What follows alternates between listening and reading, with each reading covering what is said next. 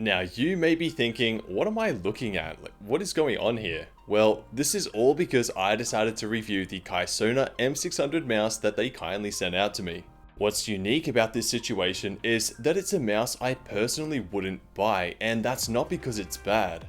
In fact, it is honestly an impressive wireless mouse for its $80 price tag, especially when compared to the very similar Logitech G Pro X at double the cost of $160. The reason I normally wouldn't go for a mouse like this is mainly because of its size. It's close to the same size of a Razer Viper Mini, and I have fairly large hands. This review will focus on the aiming performance of the mouse, so all my comments can be viewed through that lens. I'll cover what these modifications are doing a little later, but for now, let's take a look at the mouse in its original form. The build quality is excellent on my unit. It feels solid, there's no creaking or flex to it. For the 55-gram weight, that's impressive. The maximum liftoff distance is great by modern standards. When set to 2mm in this software, I can have complete clearance from the mousepad and the sensor still tracks perfectly. As someone who heavily utilizes fingertip skating, this is a godsend. By comparison, my G303 Shroud Edition realistically can't have complete clearance without cutting out. Mouse 1 and 2 have a bit of pre-travel and take some effort to actuate. They're not my favorite clicks, but part of that comes down to your hand size. For me, clicking at the very ends of the buttons incurs more pre-travel than if your fingers were positioned further up. I quite like the tensioned clicks as it prevents misclicks when swiping or flicking around.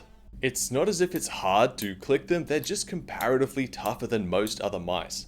I don't like comfort grooves in general. They try to force you to grip the mouse a particular way and punish you for ignoring them. These are fairly gentle but still present some issues, especially for claw grips.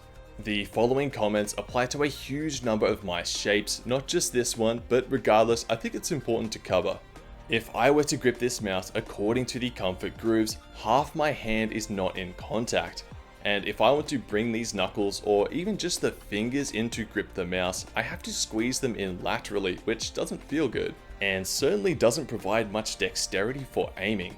Many aimers and claw grippers in particular will remedy this by gripping the mouse at an angle, so they can grip with their knuckles and allow their pinky and ring finger to pull down into the shell of the mouse, rather than squishing them in sideways.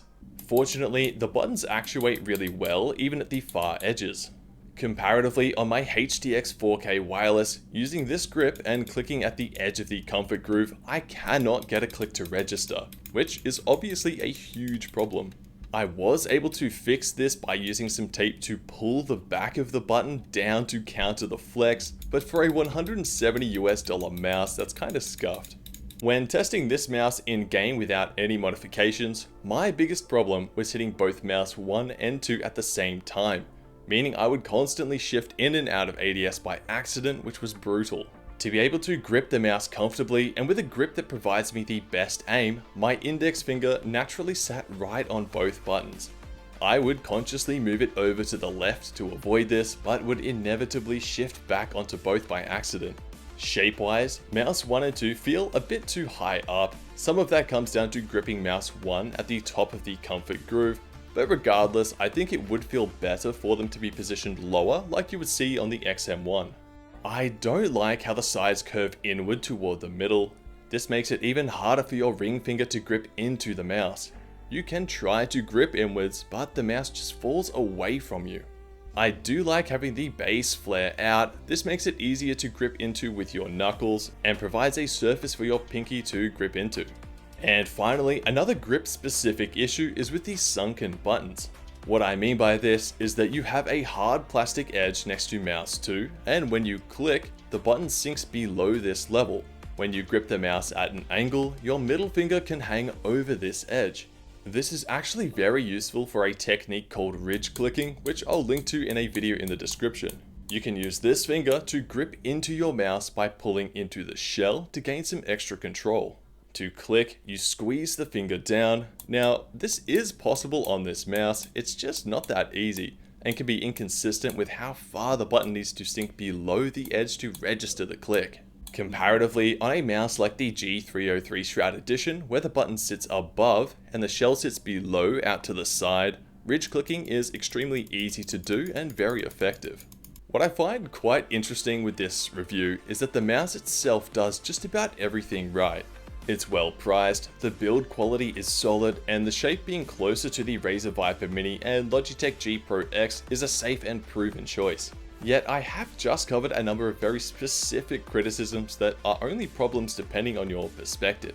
I think this makes it a great choice as a wireless gaming mouse, and if you have been hesitant at forking out the $160 for a G Pro X and you have small to medium sized hands, it's an excellent option to consider. For aiming with larger hands or claw grips with the mouse held askew, you're probably better off looking for a more specialized mouse to fit your needs. Unmodified, I found aiming with it to be quite enjoyable. While it didn't provide the best performance for me, and I could feel the lack of control over my finer aiming movements, I was honestly expecting it to feel worse than it did. Now, if you made it this far, this is where things get rather interesting, as we explore how a few simple modifications can transform this mouse from being unsuitable for my hand and grip style into being an excellent candidate. To address clicking both buttons at the same time, I placed one of my Clawmate wedges along the edge of mouse 2 to act as a barrier so my finger couldn't drift across. You'll have to excuse the haphazard and messy setup, I just used some offcuts I had lying around on my desk. For context, I created a mouse mod called the Clawmate, which is being used here. I don't want to go off on a tangent, so if you'd like to learn more about them, there is a video linked in the description, or you can just visit struthgaminggear.com. The next issue for me to address is the mouse width. A quick fix for this was to stack some tape so my thumb knuckle could reach the mouse more easily. Just like that, the mouse feels much larger, and many of the issues that come with gripping a mouse that's too small have now disappeared. To improve my control and to further pad out the width of the middle of the mouse, I have some longer Clawmates affixed. The same effect can be achieved by aligning two wedges, these just hadn't been cut yet. The front wedge is sitting on 2 layers of a thick adhesive to help it sit further out, and the wedge is reversed to show the steepest angle. This helps counteract the inward curve of the mouse, giving my ring finger a solid surface to grip into. The rear wedge is sitting at a gentler angle, as it's affixed to the outward curve of the shell, meaning it didn't need such a steep angle to support the finger. I was able to solve my issues with the sunken button by adding a few layers of tape to the edge, and now can grip into the shell with my middle finger and click mouse 2 at the same time consistently. Don't get me wrong, this looks a bit chaotic, but the trade-off is that the mouse now feels great to aim with. This does pose the question though as to whether this is still a Kaisona M600. For this very reason, I only modified it after testing it. I don't think it would be fair to review it in this state. If you'd like to learn more about the Clawmates, you can check out this video here. Thanks so much for watching, and I'll catch you in the next one.